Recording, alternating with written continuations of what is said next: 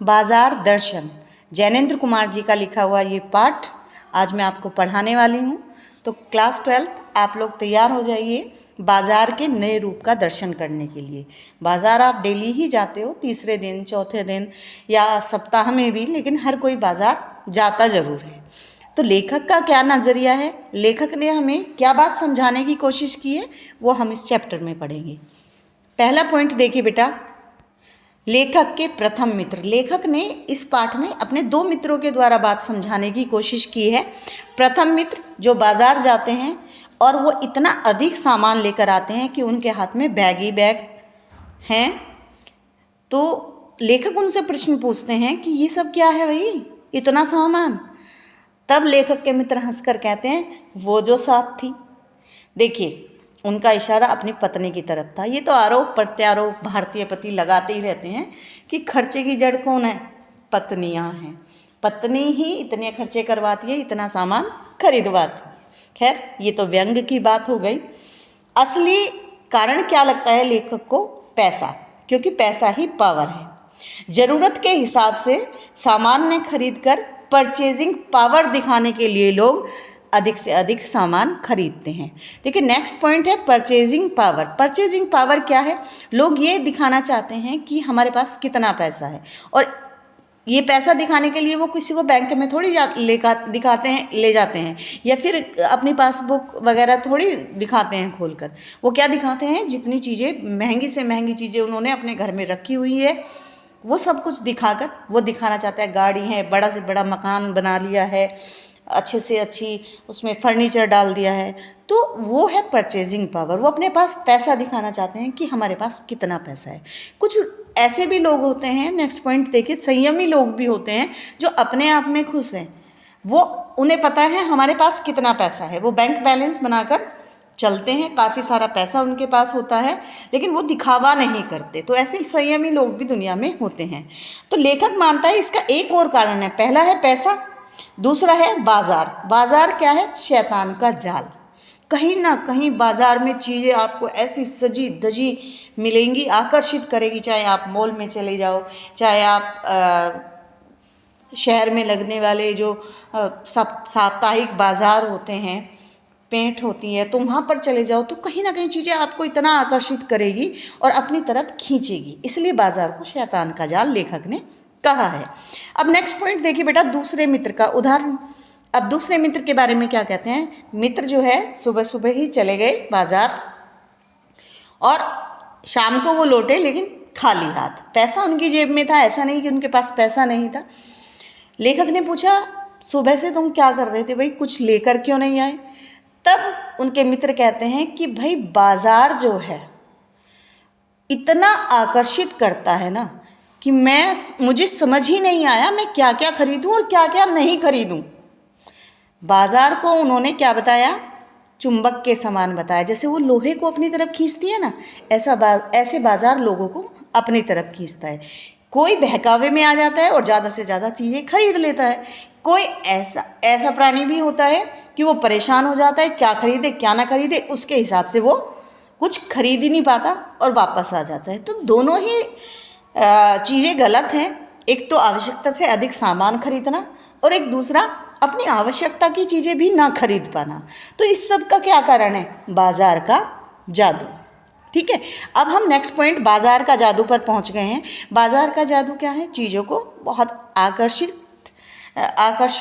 के साथ सजाना, सुंदर सुंदर तरीके से। आपने देखा होगा, आप कपड़ों की दुकान पर चले जाइए, एक से एक कपड़ा आपको बाहर ही दिखाई देंगे लगे हुए। आप किसी भी मार्केट पे चले जाइए, आप आभूषण खरीदने चले जाइए, तो ये चीज़ें कहीं ना कहीं आपको आकर्षित करती हैं और इनका जादू आप पर चलता है।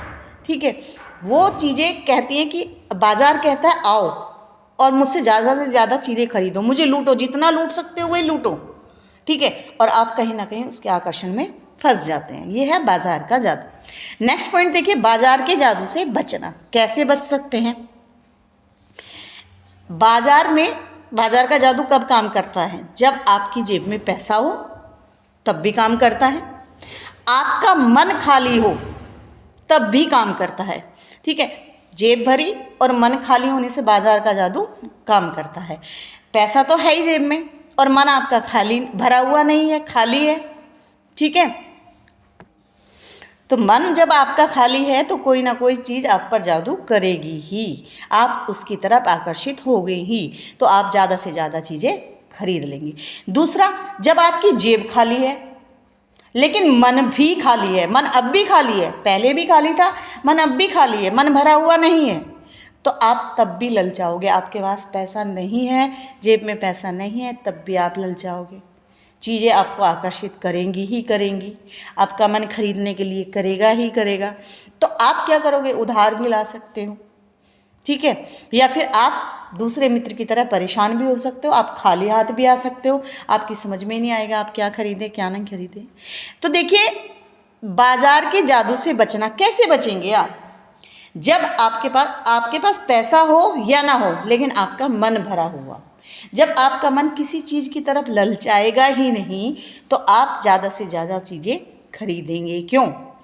तो बाजार का जादू कब काम नहीं करता? जब आपका मन भरा हो। ये क्वेश्चन आपके बोर्ड में आया था, पैराग्राफ आया था यहाँ से बेटा, उसमें से MCQs पूछे गए थे। ठीक है, अब नेक्स्ट पॉइंट देखिए, मन बंद करना सही उपाय नहीं। ऐसा नहीं हो सकता कि कोई भी व्यक्ति इतना महान नहीं हो सकता कि वो अपने मन पर नियंत्रण रख सके, क्योंकि मन पर नियंत्रण केवल ईश्वर रख सकते हैं और कोई भी व्यक्ति ईश्वर के समान नहीं हो सकता। अब देखिए, आंखें बंद करना ये भी कोई उपाय नहीं है कि हम किसी चीज़ों को देखेंगे ही नहीं तो हमारा मन ललचाएगा कैसे? भाई, आंखें फोड़ लेना या आंखें बंद कर लेना कोई उपाय तो नहीं है। ठीक है, नेक्स्ट पॉइंट देखिए बेटा, भगत जी का उदाहरण। अब ये तीसरे व्यक्ति का उदाहरण देते हैं। भगत जी उनके पड़ोसी हैं और वो चूरन बेचने का काम करते हैं और वो प्रतिदिन 6 आने का चूरन बेचते हैं, 6 आने पैसे का चूरन बेचते हैं, उससे अधिक नहीं ना वो कमाते हैं। अगर उससे अधिक पैसे देने के लिए उनके पास उनके ग्राहक आते हैं तो वो उनको फ्री में देते हैं। उन्होंने एक लक्ष्य निर्धारित किया हुआ है कि 6 आने का चूरन उन्हें प्रतिदिन बेचना है। उनका चूरन ऐसा नहीं है, प्रसिद्ध नहीं है, उस इलाके में बहुत प्रसिद्ध है, लेकिन उन्होंने अपने मन को संयमित रखा है। ठीक है, वो बाज़ार जाते हैं, वो व्यक्ति भगत जी बाज़ार जाते हैं और ऐसा नहीं है कि वो आंखें बंद कर लेते हैं, चीज़ों को देखते नहीं, पूरे बाज़ार को देखते हैं। बाज़ार में लोग जानते हैं उनको, लोगों के पास दुकानों पर उठते बैठते भी हैं वो, लेकिन उनको पता है बाज़ार से उन्हें क्या खरीदना है। ठीक, वो सीधे जाएंगे किराना की दुकान पर और वहाँ से नमक, ज़ीरा, जो भी चीज़ें उनको खरीदनी है अपने चूरन के लिए, वो खरीद कर लाते हैं। तो देखिए, लेखक कहता है ग्राहक ऐसा होना चाहिए जो अब देखिए, भगत जी ने अपना मन तो बंद नहीं किया, ऐसा नहीं है कि उन्हें चीज़ें आकर्षित नहीं करती।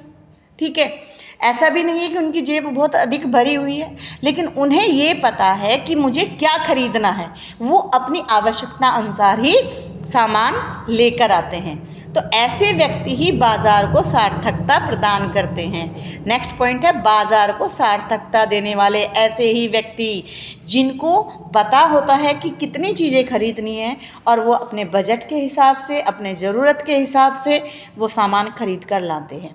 ना उन्हें अपनी परचेजिंग पावर दिखानी है ना कुछ। ठीक है, तो ऐसे लोग बाज़ार को सार्थकता प्रदान करते हैं बेटा। और आप देखिए, बाज़ार जो है, जो बाहें फैलाए बैठा है, उसकी निगाहें भूखी की भूखी रह गई। भगत को जितना खरीदना था भगत जी ने उतना खरीद लिया पंसारी की दुकान से, बाकी जो चांदनी फैली हुई थी ना चारों तरफ, वो उन्हें आकर्षित नहीं कर पाई। तो इससे बाज़ार का भी कल्याण और भगत जी का भी कल्याण हो गया। और साधारण मनुष्य हम लोग क्या करते हैं कि हमारे पास इतनी चीज़ें नहीं हैं, लेकिन हम ललचाते हैं। अगर कोई मोटर गाड़ी यानी कार भी हमारी बराबर से गुजर गई और हम लोग साइकिल पे है, तो कहीं ना कहीं हमें लगता है कि भगवान को हम ही मिले थे क्या ऐसे घर में पैदा करने के लिए, हम भी गाड़ियों में घूमते, हम भी अंबानी के परिवार में होते, ये सब कुछ कहीं ना कहीं किसी के मन में आ जाता है। तो ये होता है व्यंग शक्ति पैसे की। पैसा जो है खुद पर ही हंसवा देता है कभी कभी, तो पैसे की व्यंग शक्ति होती है। देखिए लास्ट पॉइंट है, बहुत इंपॉर्टेंट है, बाजार सर्वधर्म समभाव। देखिए बाजार कभी भी धर्म या जाति देखकर नहीं लोगों को लूटता। वो नहीं जानता कि ये हिंदू है, इससे ज़्यादा से ज़्यादा पैसा ऐंठना है, इसको ज़्यादा से ज़्यादा आकर्षित करना है, ये मुस्लिम है, ये सिख है।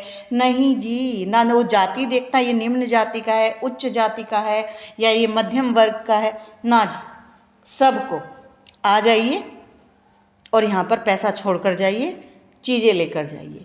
तो बाज़ार एक ऐसी जगह है जहाँ पर हर धर्म, हर जाति, हर व्यक्ति, चाहे वो उम्र में कम हो, बच्चा हो, बड़ा हो, स्त्री हो, पुरुष हो, सब भाई सब पैसा देकर आते हैं। तो हमें इस चीज़ से बचना है, बाज़ार को सार्थकता देनी है और अपने आप को भी सार्थकता देनी है। तो हमें किसके जैसा बनना है? भगत जी जैसा बनना है। जितना भी सामान हो पेपर पर लिख कर लेकर जाएं, ठीक है, उतना ही खरीदा। चीज़ें देखो सब क्या क्या है बाज़ार में, देखने से ही हमें पता लगेगा क्या आ रहा है क्या नहीं, लेकिन उसकी तरफ आकर्षित नहीं होना है। तो ये था जैनेंद्र कुमार जी का पाठ, जिसमें वो हमें बाज़ार, असली बाज़ार के दर्शन कराते हैं। आई होप आप लोगों को क्लियर हो गया होगा। अगर इसको विस्तार पूर्वक पढ़ना है तो अपनी किताब से आप पढ़ सकते हैं। विस्तार पूर्वक मैं भी पढ़ा सकती थी, बट यही है कि बच्चे ज़्यादा देर तक वीडियो नहीं देख पाते। आजकल थोड़े टाइम में ही वो ज़्यादा समझना चाहते हैं, इस कारण मैं शॉर्ट टाइम में आपको ये चीज़ें समझा देती हूँ। आई होप आप सबको क्लियर हो गया होगा। अगर आपको चीज़ें समझ में आई तो वीडियो को लाइक करिए, शेयर करिए और सब्सक्राइब करना ना भूलिए। Thank you.